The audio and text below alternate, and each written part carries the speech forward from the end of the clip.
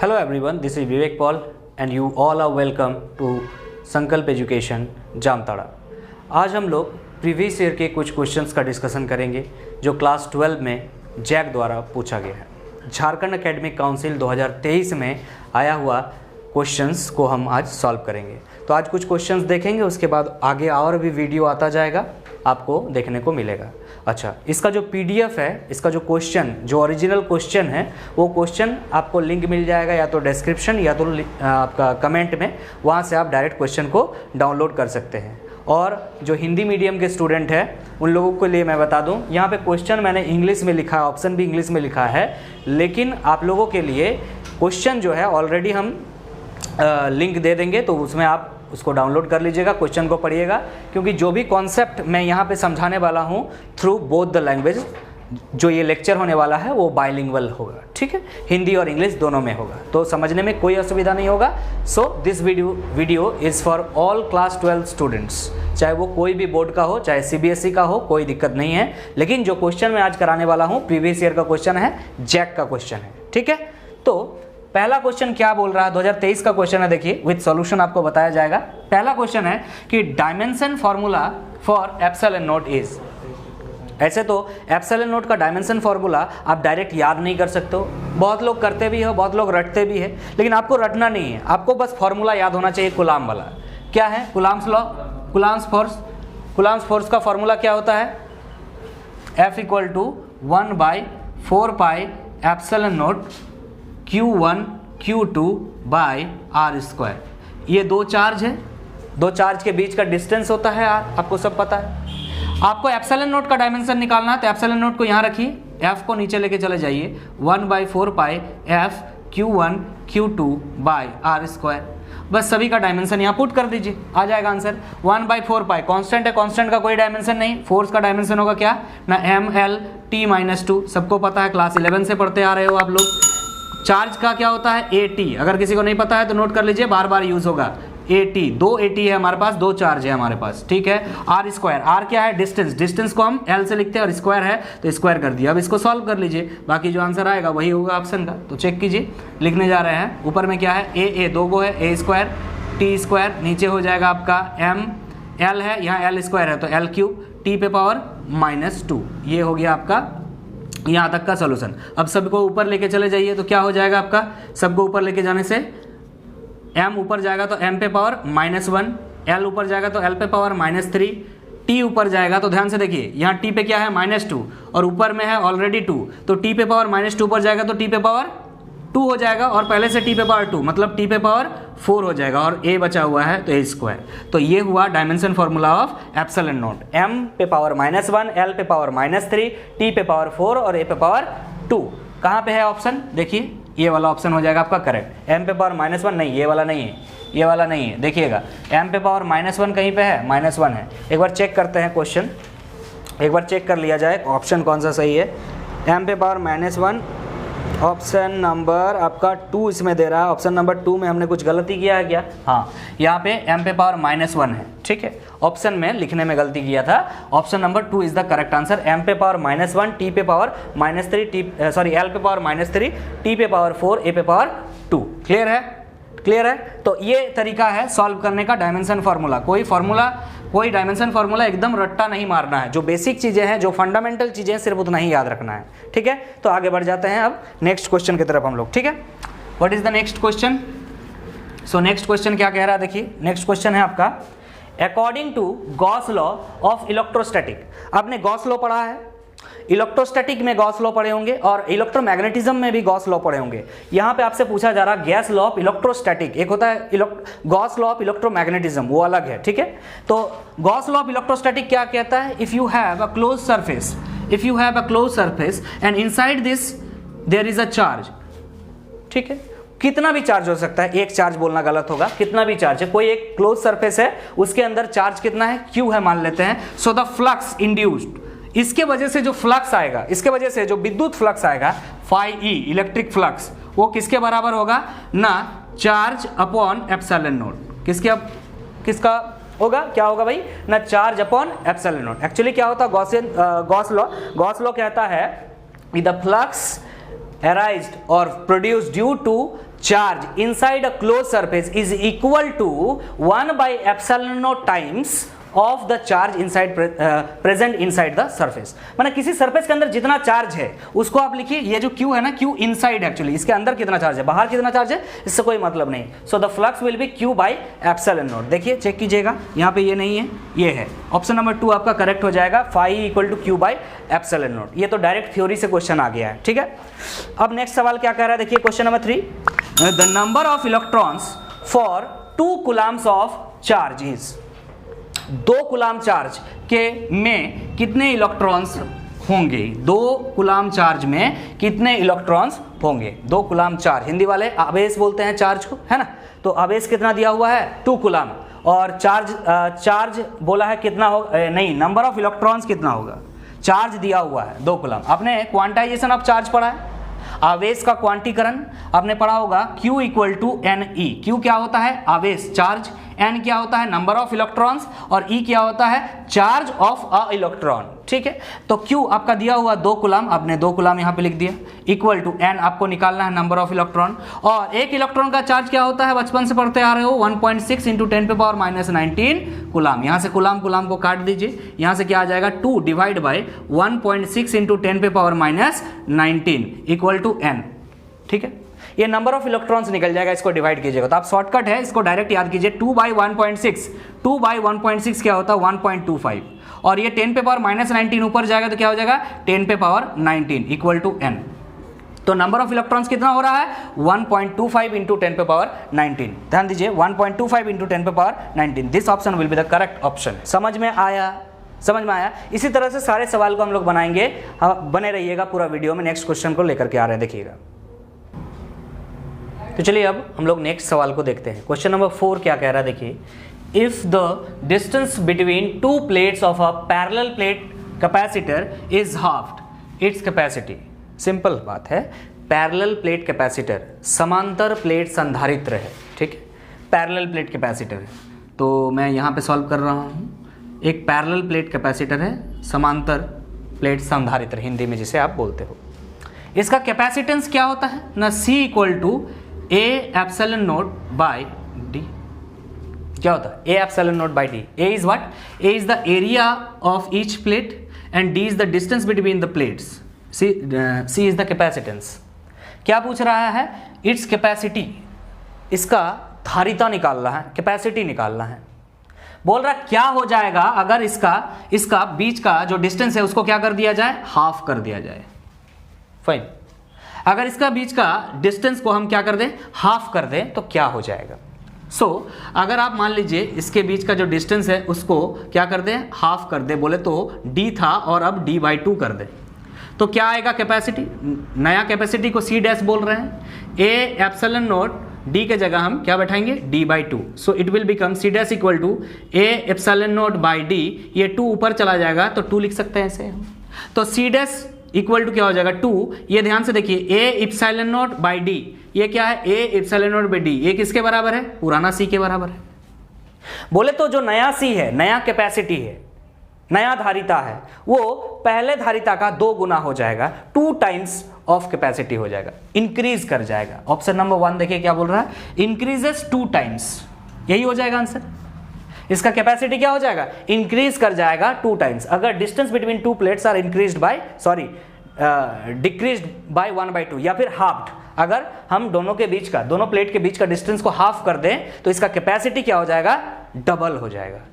देखिए ना, increases 2 times मतलब क्या होता है, डबल हो जाएगा। नाउ अब हम लोग नेक्स्ट क्वेश्चन की तरफ आगे बढ़ते हैं, ठीक है, आगे बढ़ते हैं। ये ऑप्शन नंबर 1 हो जाएगा आपका करेक्ट आंसर, हो गया।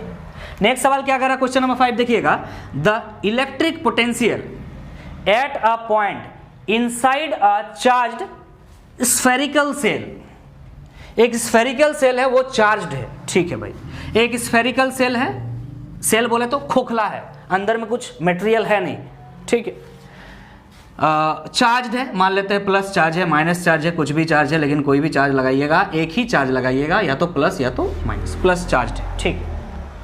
द इलेक्ट्रिक पोटेंशियल, इसके अंदर में कितना पोटेंशियल है, इसके अंदर में कितना पोटेंशियल, ये जो पॉइंट्स बना रहे हैं किसी भी पॉइंट पे हम पूछ सकते हैं, क्योंकि यहाँ पे बोल रहा है इनसाइड, इनसाइड में कहीं भी कितना पोटेंशियल होगा। ऑप्शन देखिए क्या लिखा हुआ, 0, कांस्टेंट, वेरिएबल या मैक्सिमम, क्या होता है। तो देखिए अगर ये सेंटर है, यहाँ से हम मान लेते हैं इसका रेडियस कितना है, r है इस सेल का, तो अगर सरफेस में पूछा जाए, अगर सरफेस में पोटेंशियल पूछा जाए तो वो क्या हो जाएगा, कांस्टेंट हो जाएगा। सरफेस में अगर पूछा जाए कांस्टेंट हो जाएगा, क्योंकि r एक कांस्टेंट वैल्यू है, ठीक है। अंदर में अगर आ जाए तो आपको पता भी जो है ना, पोटेंशियल जो है ना r के हिसाब से बदलता है।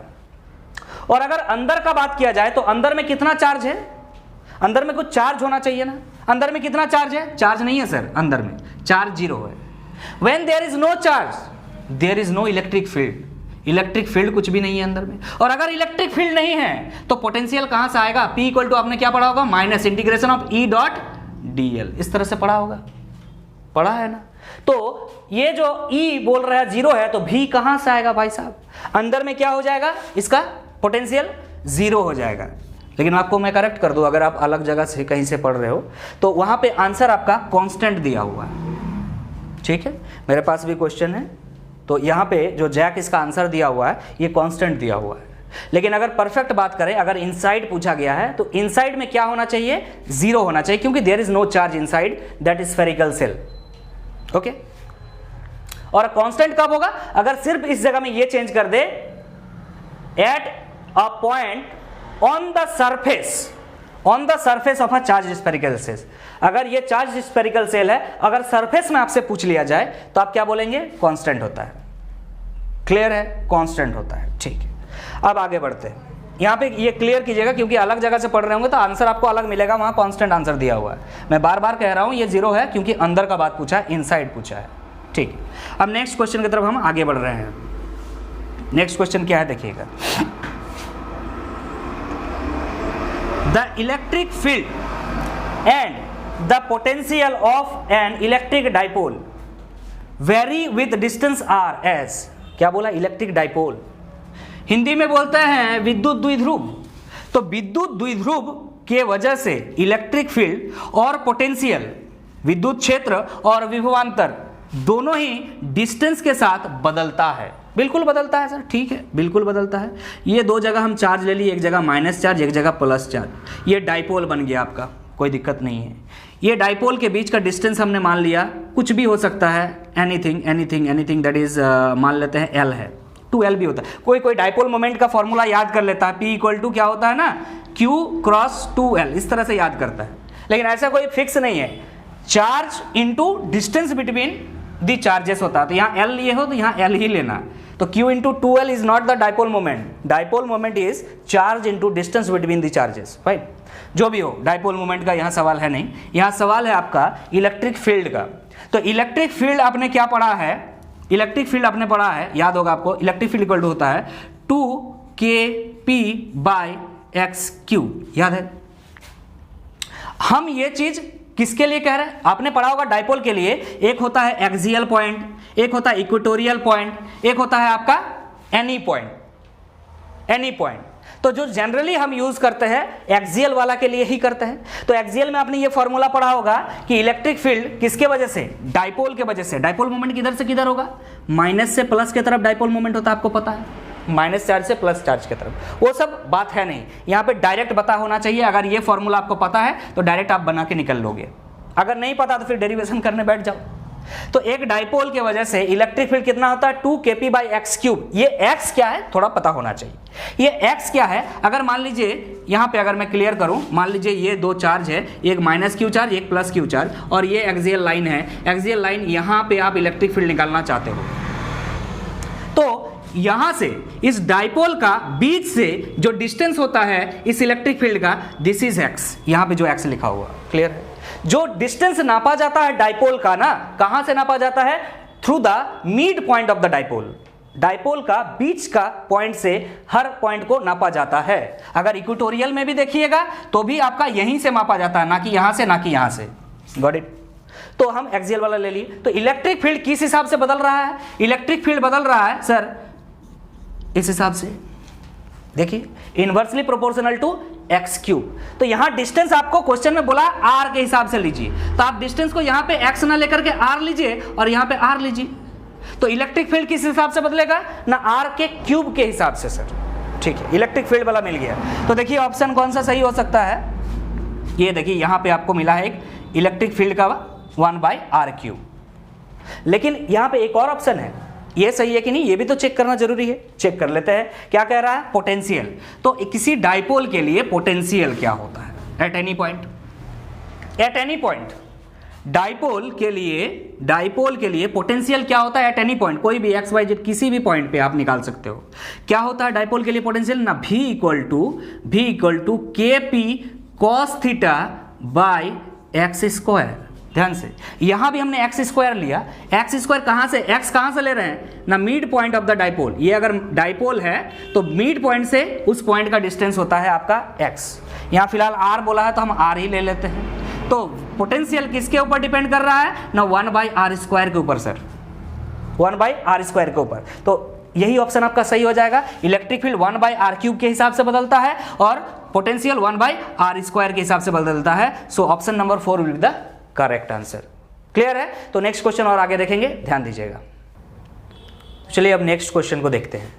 नेक्स्ट क्वेश्चन हमारा क्या कह रहा है, question number 7, Kirchhoff's loop rule.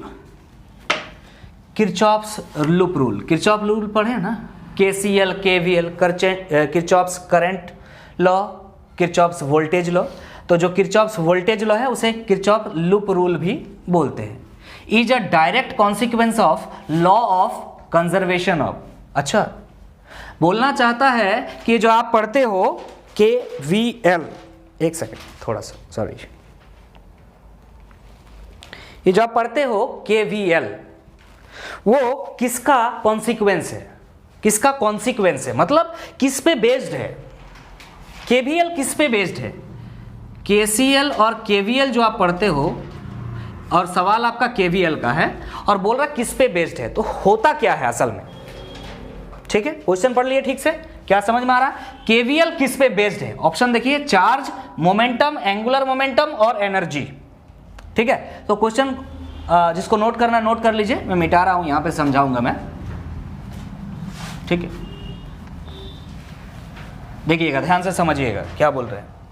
ये जो KVL है इसमें पढ़ते क्या है ना सर, किसी भी लूप में, ये किसी कोई लूप है, इस लूप में मान लो रेसिस्टर लगा हुआ है, इस लूप में मान लो एक बैटरी लगा हुआ है, इस लूप में जितना भी पोटेंशियल है, sum of that potential is equal to 0। ऐसे ही पढ़ते होगा ना, del sigma V equal to 0।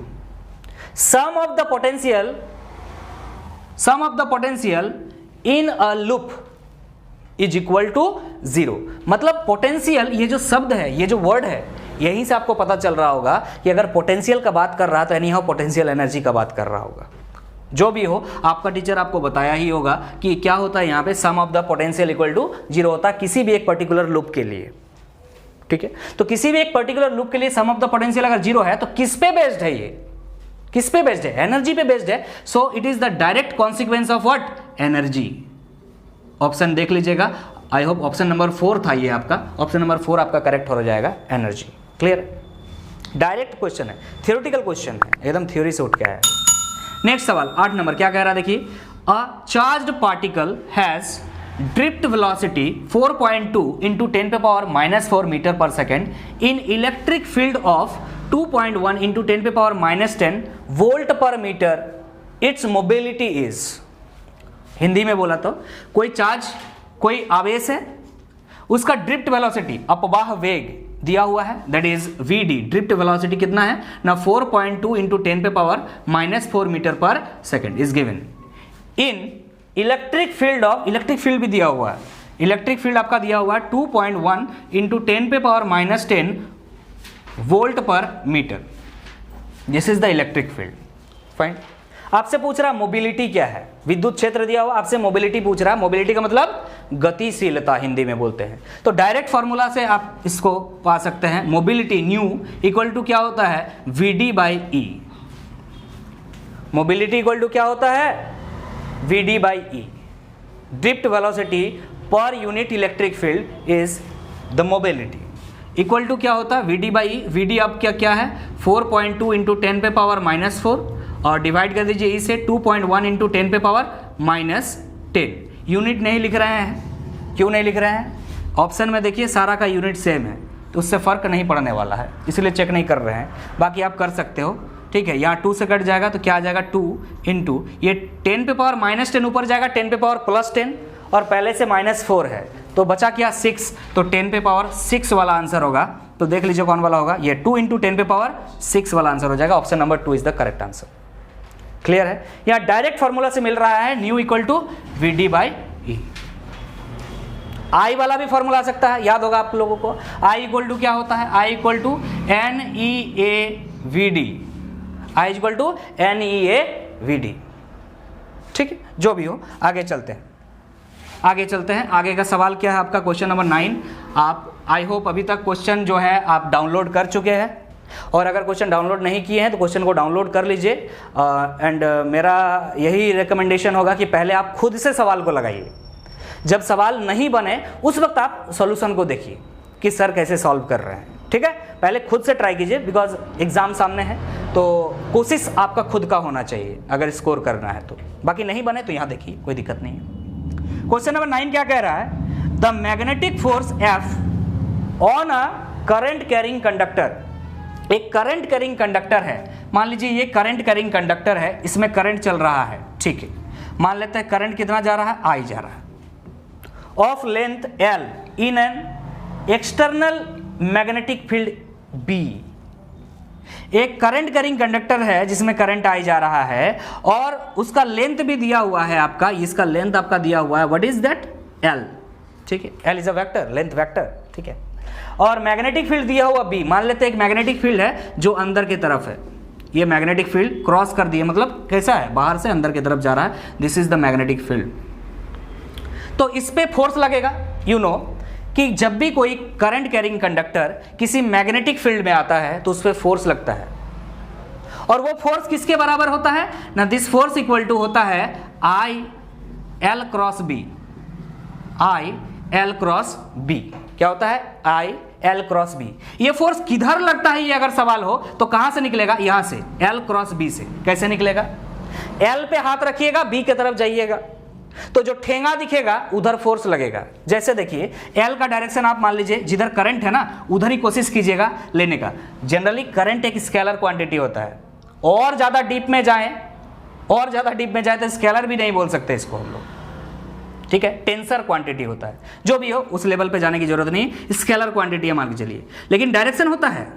ठीक है, जो भी हो, तो एल का डायरेक्शन हम जनरली किधर लेते हैं ना, जिधर करंट है, तो करंट के डायरेक्शन में हम हाथ को रखें, किधर जाना है ना, हमको जाना है मैग्नेटिक फील्ड की तरफ। मैग्नेटिक फील्ड अंदर की तरफ है, अगर अंदर की तरफ है तो ठेंगा किधर दिख रहा है, ऊपर की तरफ। So this will be the direction of the force, और what will be the value, what will be the value, आप वैल्यू यहां से ऐसे निकाल सकते हो। इसका मैग्नीट्यूड अगर निकालना है क्या होता है ना, आई एल बी, या क्रॉस हटने से क्या लगता है, साइन थीटा। एल और बी के बीच का एंगल क्या है, थीटा है, याद रखिएगा। एल और बी के बीच का एंगल कितना है, थीटा है। तो एल और बी के बीच में एंगल यहाँ पे क्या है, एल इधर है, बी अंदर की तरफ है, तो यहाँ थीटा कितना है, 90 डिग्री है, और अगर थीटा 90 डिग्री है तो साइन 90 डिग्री 1 होता है। सिंपल, एफ इक्वल टू क्या हो जाएगा, बी आई एल। आपका कोर्स में 99% सवाल जो है इसी से बन जाता है, डायरेक्ट याद रखते हैं, force equal to BIL, B I L. लेकिन एक्चुअल फॉर्मूला क्या है बाबू, F equal to I L cross B, यहीं से आया हुआ है ये जी। आपका कोर्स में 99% सवाल इससे बन जाता है, इसका मतलब ये नहीं कि यही होगा, जरूरी नहीं। तो अब ये कौन सा ऑप्शन हो जाएगा आपका, देख लीजिएगा, ऑप्शन नंबर 3 आपका करेक्ट हो जाएगा। देखिए लिखा हुआ आई एल क्रॉस बी। तो इस फॉर्मूला से हम आप मैग्नेटिक फोर्स आप निकाल सकते हो, चुंबकीय बल आप निकाल सकते हो। ठीक है, तो नेक्स्ट सवाल की तरफ हम लोग आगे बढ़ेंगे, ध्यान दीजिएगा। तो चलिए अब नेक्स्ट क्वेश्चन की तरफ आगे बढ़ते हैं। देखिए क्वेश्चन नंबर 10 क्या कह रहा है आपका ना, a circular coil of radius 10 centimetre. एक सर्कुलर कॉइल है जिसका रेडियस है 10 सेंटीमीटर, हैविंग 100 टर्न्स। कितना टर्न्स है, 100 टर्न्स। कितनी कुंडली है, 100 कुंडली है। इसमें करंट कितना है आपका, 3.2 ampere. The magnetic field at the centre of the coil is, कोई कॉइल है, सर्कुलर कॉइल है, इसका बीच में आपसे मैग्नेटिक फील्ड पूछ रहा है। इसका रेडियस आपका दिया हुआ है, इसका रेडियस दिया हुआ है आपका 10 सेंटीमीटर।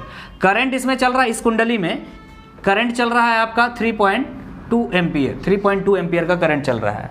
डायरेक्शन तो इजी है निकालना, आराम से करंट की तरफ हाथ रखिए। मैग्नेटिक फील्ड किधर होगा, यहाँ पे अंदर की तरफ। आपसे वैसे पूछा नहीं है, आप मैग्नेटिक फील्ड निकाल सकते हो, जो भी हो। इसका वैल्यू निकालना है कि कितना होगा magnetic field at the centre. At the centre का फॉर्मूला क्या होता है, B इक्वल टू क्या होता है आपका, mu naught by 2 I by A. तो A लिखिए, R लिखिए, बात बराबर है, रेडियस होता है एक्चुअली I बाई R, ठीक है। अब यहाँ पे वैल्यू बता दिए। न्यू नोट क्या होता है, न्यू नोट होता है आपका 4 पाई इंटू 10 पे पावर -7। I है करंट, करंट दिया हुआ है आपका 3.2 एम्पियर, नीचे बैठा दीजिए 2 इंटू R दिया हुआ है बाबू 10 सेंटीमीटर, ठीक है। आपको पता है मीटर में कन्वर्ट करना होगा, तो 100 सेंटीमीटर इक्वल टू हो गया 1 मीटर, तो 1 सेंटीमीटर हो गया 1/100 मीटर, तो 10 सेंटीमीटर हो गया क्या हो जाएगा 1/100 इंटू 10, तो कट जाएगा कितना आएगा 10 पे पावर -1। यहाँ पर हम 10 पे पावर -1 मीटर लिख रहे हैं, सेंटीमीटर नहीं लिख सकते, मीटर में चाहिए ना, क्योंकि देखिए आंसर किस में दिया हुआ, टेस्ला में। अगर ऐसा यूनिट में आंसर है तो all the units, all the terms you are putting in the equation should be in SI unit, सभी कोई ऐसा यूनिट में हमने डालना है, तो डाल दिए हैं। अभी आपका कैलकुलेशन बचा कुछ नहीं है, ये 2 को काटिए, यहाँ क्या आ जाएगा 1.6, 10 पे पावर -1 है, ऊपर जाएगा 10 पे पावर 1 हो जाएगा। इसको मिटा रहे हैं, देखिएगा यहाँ पे सॉल्व कर रहे हैं, कोई दिक्कत नहीं होना चाहिए, यहाँ पे सॉल्व कर रहे हैं। यहाँ पे क्या है ना, 4 बचा है, पाई है, पाई को 3.14 बोल देते हैं, इंटू ऊपर में बचा 1.6, नीचे बचा है 10 पे पावर -1। 10 पे पावर -1 अगर ऊपर जाएगा तो क्या हो जाएगा 10 हो जाएगा, 10 पे पावर 1 दैट इज 10, ठीक है। 10 पे पावर 1 दैट इज 10, ऊपर में हम 10 से मल्टीप्लाई कर दे रहे हैं, ठीक है। अब ये मल्टीप्लाई करने के बाद जो भी आंसर आएगा वो टेस्ला होगा, ठीक है। अब चेक कर लेते हैं इसका मल्टीप्लिकेशन कितना होता है, आप आराम से मल्टीप्लाई कीजिएगा, हम कैलकुलेटर से मल्टीप्लाई कर देते हैं, है ना। कैलकुलेटर ओपन हुआ, आपका बोल रहा है 4 into 3.14 into 1.6 into 10, this will be equal to, लिख रहा है 200.96, ठीक, 200.96। एक चीज़ छूटा हुआ है, देखिएगा यहाँ पे मिस्टेक हुआ है, यहाँ पे मिटा रहे हैं इस चीज़ को, कैलकुलेशन में मिस्टेक हुआ है। सब कॉन्सेप्ट समझ में आ गया है, फॉर्मूला समझ में आ गया है, फॉर्मूला समझ में आ गया है। तो b इक्वल टू आपने बैठाया क्या ना 4 पाई, उसके बाद क्या बैठाया था इंटू 10 पे पावर -7 इंटू आई था, आई है 3.2, और नीचे में आपने बैठाया था 2 इंटू ए था, मतलब रेडियस था, रेडियस कितना हुआ 10 पे पावर -1 मीटर है, ठीक है। तो b निकाल रहे हैं आप, असल में 10 पे पावर 1 ऊपर चला जाएगा तो 10 पे पावर -6 हो जाएगा, यहाँ पे 7 है पहले से, इसको काट दीजिए, कितना हो जाएगा 1.6, तो 4 इंटू 3.14 इंटू 1.6 इंटू 10 पे पावर -6, ये जो टर्म है ये अभी मल्टीप्लाई किया था हमने, कितना आया था 200.96 इंटू 10 पे पावर -6, क्लियर है। अब पॉइंट को 2 ठो इधर लेके आ जाइए, पॉइंट को 2 ठो इधर लेके आ जाइए, तो क्या आ जाएगा 2.0, देखिए 9 है यहाँ पे, एक इसको राउंड अप कर देते हैं, 2.1 कर देते हैं, तो 2 पॉइंट इधर आया है, तो ये 2 पॉइंट घट जाएगा, तो 10 पे पावर -4 बचेगा, 10 पे पावर -4 टेस्ला। 2.01 इंटू 10 पे पावर -4 टेस्ला, चेक कर लीजिएगा, 2.01 इंटू 10 पे पावर -4, -3 ऑप्शन में है, एक बार चेक करते हैं ऑप्शन, कहीं पे हो सकता है पॉइंट वाइंट में गलती हुआ होगा, चेक कर लेते हैं। कैलकुलेशन आप लोगों के ऊपर है, कंसेप्ट हमने पूरा बता दिया है, ठीक है, कोई दिक्कत नहीं होना चाहिए। ऑप्शन देख लेते हैं कि क्या ऑप्शन दिया हुआ है यहाँ पे, ऑप्शन नंबर 1 ही है, 2.1 इंटू 10 पे पावर -3 टेस्ला, इसका मतलब जो है कहीं पे कैलकुलेशन में मिस्टेक हुआ है, एक बार चेक कर लेते हैं फिर से, कोई दिक्कत नहीं है, ठीक है। क्या दे रहा है 4 इंटू पाई मतलब 3.14 इंटू 1.6 हो गया, ये हो गया आपका 20.096 आया था, सॉरी यहाँ पे 200 नहीं, क्या आया है 20.096 आया है, ठीक है, कोई दिक्कत नहीं। अब 20.096 है, अगर कोई दिक्कत नहीं है तो 10 पे पावर -6 होगा, 10 पे पावर -6, इसको ऊपर लेके जाएंगे तो क्या हो जाएगा 10 पे पावर -6 हो जाएगा, ठीक है। अब मान लीजिए इसको हमको क्या करना है, ऑप्शन है 10 पे पावर -3, हाँ ठीक है, 2 यहाँ पे हम 0.1 कर दिए, इंटू 10 पे पावर कितना हो रहा है, 1 घट जाएगा, पॉइंट 1 इधर शिफ्ट किए हैं तो 10 पे पावर -5 आया, लेकिन ऑप्शन देखिए 10 पे पावर -5 करके कोई नहीं है, यहाँ पे 10⁻³ है, क्योंकि सुनिएगा उतना देर से हम क्या कर रहे थे ना, एक कॉइल का मैग्नेटिक फील्ड निकाल रहे थे। यहाँ पे बोला उस कॉइल का कितना टर्न्स है, 100 टर्न्स है। देखिए थोड़ा सा अगर इधर उधर हुआ तो 2 डिजिट का 100 है, 100 का डिफरेंस आ गया, ठीक है। तो फिलहाल इसको आपको किससे मल्टीप्लाई करना होगा, 100 से मल्टीप्लाई करना होगा, क्योंकि जो कॉइल आपने लिया एक कॉइल लिया और आपको बोल रहा वैसा वैसा 100 कॉइल है, 100 कुंडली है, 100 से गुना कीजिएगा तो 10⁻³ हो जाएगा यहाँ पे। तो 10⁻³ ये वाला ऑप्शन ही आपका करेक्ट हो जाएगा। इसमें थोड़ा ज्यादा टाइम लग गया, कोई दिक्कत नहीं है, इसको थोड़ा जल्दी कोशिश करते हैं सॉल्व करने का। क्या क्वेश्चन कह रहा है देखिएगा, which of the following is not correct about magnetic field lines. Not correct, focus कीजिएगा, इसमें कंफ्यूज रहता है बच्चा, करेक्ट ढूंढने लगता है, इसमें नॉट करेक्ट पूछा है। कौन सा करेक्ट नहीं है, किसके लिए ना, मैग्नेटिक फील्ड लाइंस के लिए कौन सा करेक्ट आपका नहीं है, इसको मिटा रहे हैं, ठीक है। तो मैग्नेटिक फील्ड लाइंस के लिए कौन सा करेक्ट नहीं है, आपको ट्रिक बता रहे, सुनिए। इस तरह का जब भी सवाल रहे, जब देखिए कि पेज भर गया है सवाल में लिखते हुए, तो ऑप्शन ना नीचे से पढ़ा कीजिएगा, बात समझे। वो चाहता है एग्जामिनर कि आपका पढ़ा के टाइम वेस्ट किया जाए। आप पहला वाला पढ़िएगा, फिर दूसरा वाला पढ़िएगा, फिर तीसरा वाला पढ़िएगा और लास्ट में देखिएगा सब सही है, लास्ट में एक तो आंसर गलत है। तो अरे पहले से पढ़ लेते तो अच्छा रहता है ना, समझ में आ रहा है। तो जब भी इस तरह का सवाल रहे, जब पेज भरा हुआ रहे, ठीक है, बताते हुए, वैसे आपको ये कोई एकदम फुल प्रूफ कॉन्सेप्ट नहीं है, it is not the concept, ये ट्रिक है, ट्रिक हर जगह वैलिड नहीं होता है। तो कोशिश कीजिए आप यहां से पढ़ने का, क्लियर है। बाकी आप शुरू से ही पढ़िए, अभी फिलहाल सवाल को बना रहे हैं तो शुरू से ही पढ़ते हैं। The magnetic field lines of a magnet form continuous close loop. कोई भी मैग्नेटिक फील्ड होता है ना, जैसे मान लीजिए एक मैग्नेट है, ठीक है, ये मान लीजिए नॉर्थ पोल है, ये साउथ पोल है, तो मैग्नेटिक फील्ड यहां से निकलेगा, साउथ पोल में घुसेगा, ठीक। आपको पता है मैग्नेट के अंदर क्या होगा, साउथ से नॉर्थ की तरफ होगा। तो ये देखिए क्लोज लूप बना रहा कि नहीं बना रहा, बना रहा है। लेकिन in case of electric field it is not correct. Electric field कभी भी क्लोज्ड लूप नहीं बनाता है, यही डिफरेंस है इलेक्ट्रिक फील्ड और मैग्नेटिक फील्ड में। तो मैग्नेटिक फील्ड के लिए ये बात सच है कि कंटिन्यूअस क्लोज लूप बनाता है, इट इज करेक्ट। सो ये ऑप्शन नहीं होगा, नॉट करेक्ट पूछा है, ये ऑप्शन नहीं होगा। नेक्स्ट सवाल क्या बोला है, नेक्स्ट ऑप्शन क्या है, the tangent to the field lines at a given point represents the direction of the net magnetic field at the point. मान लीजिए ये मैग्नेटिक फील्ड है, मैग्नेटिक फील्ड है, मैग्नेटिक फील्ड है, ये मैग्नेटिक फील्ड का लाइन से आपसे पूछा कि यहां पे बताइए मैग्नेटिक फील्ड का स्ट्रेंथ क्या है, तो आप क्या कीजिएगा, यहां टेंजेंट बनाइएगा कि नहीं बनाइएगा। सिंपल, इसका नेट जो डायरेक्शन होगा मैग्नेटिक फील्ड का, किसी भी point of the magnetic field line, उसका टेंजेंट का डायरेक्शन होता है, एक्चुअली तिर्यक रेखा की दिशा होता है। आपको बोले कि यहां पे मैग्नेटिक फील्ड का डायरेक्शन बताओ, तो आप क्या कीजिएगा, यहां पे टेंजेंट निकालिएगा, ये डायरेक्शन है फिलहाल इस पॉइंट पे ये डायरेक्शन, इस पॉइंट पे ये डायरेक्शन है, डायरेक्शन चेंज हो रहा है बार बार। तो टेंजेंट के डायरेक्शन में मैग्नेटिक फील्ड का डायरेक्शन होता है और इलेक्ट्रिक फील्ड का भी होता है यही चीज। मतलब ये करेक्ट पॉइंट है, नॉट करेक्ट वाला ऑप्शन में ये नहीं होगा। थर्ड ऑप्शन क्या बोल रहा है, the larger the number of magnetic field lines crossing per unit area the stronger is the magnitude of the magnetic field b. क्या बोल रहा है कि मान लीजिए, देखिए ध्यान से समझा रहे हैं कि यहां पे मान लीजिए मैग्नेटिक फील्ड लाइंस है और यहां पे मैग्नेटिक फील्ड लाइंस आपको 4 को दिख रहा है, ठीक। और ये कितना एरिया से निकल रहा है ना, एक एरिया हमने बना दिया, इस एरिया को बोल दिया ए एरिया से कितना मैग्नेटिक फील्ड लाइंस निकल रहा है ना, 4 मैग्नेटिक फील्ड लाइंस निकल रहा है। और इसी एरिया से अगर कभी, वही एरिया हमने ए एरिया ही बनाया, इसी एरिया से कभी अगर 4 के जगह 5 मैग्नेटिक फील्ड पार हो जाए, ध्यान से समझिएगा, यहां पे कितना मैग्नेटिक फील्ड लाइंस पार हो गया है, 5 मैग्नेटिक फील्ड लाइंस पार हो जाए, तो आप बोलिएगा ये स्ट्रॉन्ग मैग्नेटिक फील्ड है इसके कंपैरिजन में, इसकी तुलना में। So the number of magnetic field lines अगर लार्ज हो तो मैग्नेटिक फील्ड का स्ट्रेंथ भी ज्यादा होता है। मतलब ये एक ट्रूथ स्टेटमेंट है, कोई दिक्कत नहीं है। नेक्स्ट एक ही बचा तो यही आंसर होगा, नॉट करेक्ट। तो चेक कर लेते क्या बोल रहा है, द मैग्नेटिक फील्ड लाइंस में intersect each other in certain condition. बोल रहा किसी कंडीशन में मैग्नेटिक फील्ड लाइंस आपस में क्रॉस कर जाता है। बोले तो एक मैग्नेटिक फील्ड लाइन ऐसा है और बोल रहा है एक मैग्नेटिक फील्ड लाइन ऐसा भी हो सकता है, जहां पे देखिए यहां पे कट रहा है, ऐसा हो सकता है कभी, ऐसा पॉसिबल है। 2 मैग्नेटिक फील्ड हो चाहे इलेक्ट्रिक फील्ड हो, कभी एक दूसरे को क्रॉस नहीं करता है। तो ये बात गलत है, इसीलिए ये करेक्ट ऑप्शन हो जाएगा, नॉट करेक्ट वाला बात यहां सही है।